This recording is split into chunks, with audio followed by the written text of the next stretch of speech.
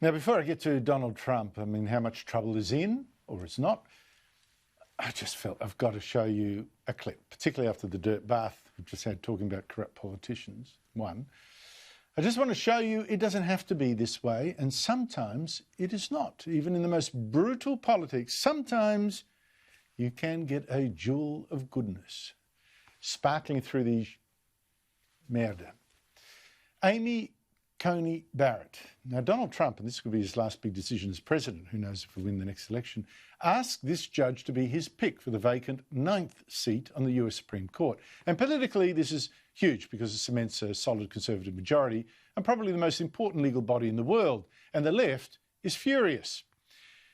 Now, to stop her from getting nominated, to smear her, is throwing everything at Barrett to try to stop the Senate from confirming her in this job. She's a terrible Christian. She's going to vote down abortion rights. She's a crazy. She's part of some Handmaid's Tale cult that actually suppresses women like her. And her 2 adopted children from Haiti, well, we've actually seen crazies on the left, including a Boston University professor, attack Barrett as a white colonizer who'd adopted black children like she was civilising savages with the supposedly superior ways of white people while using them just as props for a career. And Barrett was asked about that today in her confirmation hearing. Deeply offensive and hurtful things that are not only hurtful to me, but are hurtful to my children, who are my children, who we love, and who we brought home and made part of our family. And accusations like that are cruel. But to what I actually wanted to show you, I've seen no evidence that Amy Coney Barrett isn't exactly what she appears: kind, moral, and committed to upholding the law. And I want you to listen to her answer today to the question, well, why put yourself through all this, these smears, this viciousness, this character assassination, these attacks on your children, all this politics? And I hope her answer will inspire you, as it has me right now, I've got to say, to keep going, whatever the haters. I apply the law, and Senator, I think I should say why I'm sitting in this seat in response to that question too. Why I've agreed to be here, because I don't think it's any secret to any of you or to the American people that this is a really difficult, some might say excruciating process. And Jesse and I had a very brief amount of time to make a decision with momentous consequences for our family. We knew that our lives would be combed over for any negative detail. We knew that our faith would be caricatured. We knew our family would be attacked. And so we had to decide whether those difficulties would be worth it, because what sane person would go through that if there wasn't a benefit on the other side? And the benefit, I think, is that I'm committed to the rule of law and the role of the Supreme Court in dispensing equal justice for all. And I'm not the only person who could do this job, but I was asked. And she said, if I didn't go through this, someone else would have to. But let's go to Annelise Nielson, Sky News reporter, reporting on the US election now in Arizona, one of the most must-win states for Donald Trump. I spoke to her earlier. Annelise Nielson, thank you so much for your time. Now, Amy Coney Barrett, she made herself a real target by agreeing to Donald Trump nominating her for the Supreme Court. Nomination hearing has started. How do you think that issue is playing out for her? Well, it's really as much as you'd expect. These nomination hearings are always going to be a grilling, but when you're so close to an election, there is that real impetus for the other team to make sure that they can get that soundbite so they own the news cycle the next day. You can see the Democratic senators who've been able to have a crack working really hard. And what's really interesting about this is we have Kamala Harris in the mix, and obviously she's up for vice president, and so this is going to be a big deal, especially when she's the candidate that's supposed to be the big draw for women. So she's been asking a number of questions along those lines. As you'd expect, though, the 2 big issues are the Affordable Health Care Act, the proposition of that being turned over, which would impact millions of Americans if it's found to be unconstitutional. Also, Roe versus Wade. Abortion is increasingly becoming an issue here in the United States. I can tell you, after months of travelling through the Midwest, I've seen more campaign posters for people who are anti-abortion than the actual presidential election. And that's only really turning in tides now. It's a huge issue here, and there's a very vocal, very well-funded part of the society that really wants to see that overturned.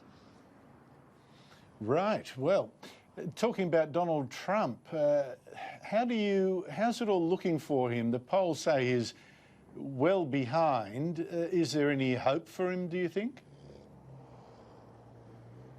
I think there's certainly hope. I mean, look at 2016. If we went by the polls, we'd have President Hillary Clinton at the moment. What's really interesting to look at is voter turnout. For me, I think that's going to be the key indicator of whether Donald Trump gets back in, because plenty of people who are frustrated with Donald Trump are also telling me they're not enthusiastic about Joe Biden and they're not necessarily going to cast their ballot. So we've been here on the ground in Arizona for a few days. This is a real battleground state, and the fact it is a battleground shows under how much pressure the Republicans are. Phoenix alone, the capital, has had the most spending, not the capital, the largest city, has had the most spending of any city in this US election, with $14 million in just TV and radio advertising from the Republicans and the Democrats. What this means is the Republicans know if they lose this state, they're really going to be up against it to try and win this election. So far, voters do seem to be pretty split, and really quite unusually, Arizona is one of the few states that was an early adopter in mail-in voting, so plenty of people here have already voted. So none of those issues that are coming in late in the news cycle, like Donald Trump's coronavirus diagnosis, seem to be impacting people when they're casting their ballots. We've heard a lot of people saying that they're sick of the quarantine measures, even though Arizona was probably one of the most lax states out of the country. They want to see everything open back up again, businesses going back. And as for Joe Biden, he's got a bit of work here to make people enthusiastic to vote, because even with an influx of voters from California, and we've met plenty of people who've moved here from Chicago, Democrat strongholds, they're not necessarily getting their ballot in, and that's going to be the killer. Well, you speak about that. I saw you do a campaign thing with Kamala Harris just the other day, and almost nobody at all turned up, to the astonishment of the reporter there. But you mentioned the coronavirus. Donald Trump looks so full of energy after recovering so fast from the virus, even dancing to YMCA at his Florida rally. How is that battle with the virus working out for him politically? Well, it's really interesting. One of the questions I make sure I ask every person that we talk to here on the ground is, do you know anyone that's had coronavirus, and how has it impacted your life? And so many people just don't know anyone, or the people they do know haven't had it that badly. So it's not as drastic as you might think. Although the flip side of that is plenty of people are staying at home, they're not going out, and so I'm not necessarily getting to speak to them. But I think it is a danger to overestimate the impact, and especially when you look at the most important segment of society in the US for deciding how an election turns, that's the suburbs. It's not the city centres, which were really hard hit by a coronavirus pandemic because they almost always go Democrat. It's not those rural areas that almost go Republican because they've been spaced out enough to not really be impacted much either. And so it's really fickle to see in the suburbs if people are working from home, whether they even dislike it. Some people have actually really enjoyed it. So it's not something you can assume, oh, Donald Trump's had coronavirus, so everyone's going to vote Democrat now. I think that would be a really dangerous approach. But also, Donald Trump, we haven't got the best indication of exactly how long he's had coronavirus, when that first negative test was before his first positive test. We're getting information from his physician now that he's all clear, but things could still turn. This is really a day-by-day proposition, watching what's happening. Annelise Nielson, this is the most bizarre and fascinating election for a long time. Thank you so much for telling us what's going on.